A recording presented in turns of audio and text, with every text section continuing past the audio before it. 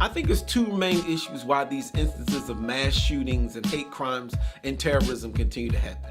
I think number one, as a nation, we are entirely too politically correct and too defensive to engage in the kind of discussions and reforms that are necessary to address these issues. Let's look at Charleston. In Charleston, you have a young Caucasian male who was a Christian. He was a member of a local church in the community. He followed the teachings of white supremacy. He clearly had issues with blacks and other minorities. He had a history of issues with drug use, several arrests for that. He dealt with mental health.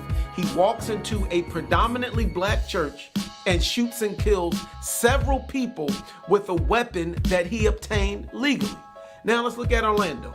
In Orlando, you have a young man whose parents are from Afghanistan. He has a history of issues with mental health, according to someone who was close to him. He was a Muslim. He was a supporter of ISIS. He talked about committing the killings because of his concern with America bombing his country and our foreign policy under two presidents, one Republican, one Democrat. He also frequented gay and lesbian clubs. He more than likely was gay. And this crime was also committed with the weapon that he obtained legally. So that means to deal with this issue, we have to look at race, we have to look at racism, we got to look at faith, we got to look at Christianity, we got to look at Islam, we got to look at terrorism, we got to look at U.S. foreign policy, we have to look at drug use, we got to look at mental health, we have to look at the ability to obtain weapons legally. And the challenge is, and we have to look at how these issues interact with each other.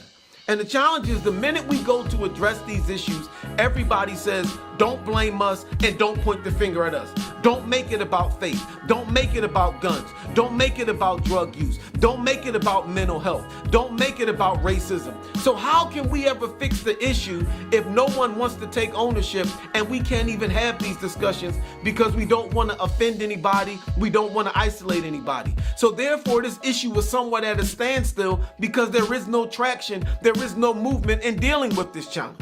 Now, the second reason why this goes on is because we have to have an understanding. With every issue, there's not always a public policy response. There are some things that politicians and legislation can't deal with. Right now in Congress, over the past few days, there was a sit-in on Capitol Hill with several members of Congress going in to deal with gun control legislation. And gun control is a serious issue now.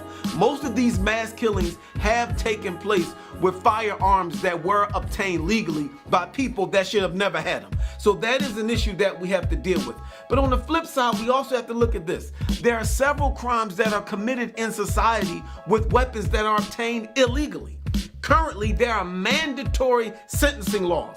If you commit a crime with a gun, you're going away for prison for a set amount of years. That's a federal mandate. Yet these crimes are still taking place. So if crimes with guns are still taking place and there are mandatory sentencing laws in place and they're still happening, it says to me this issue is much bigger than guns. This issue speaks to a human will. What is it inside of a man that will cause him to walk into a church and shoot and kill people? What is it inside of a man that will cause him to walk into a club and shoot and kill over 40 people, unload his weapon, reload, and continue shooting all different types of people? What is it inside of a person? That speaks to moral spirituality and ethics. And those are things that politicians can't deal with. Those are the other types of discussions we don't want to handle. This is the path to fixing this issue. We have to understand that we cannot become politically correct and that this goes much deeper than legislation and public policy.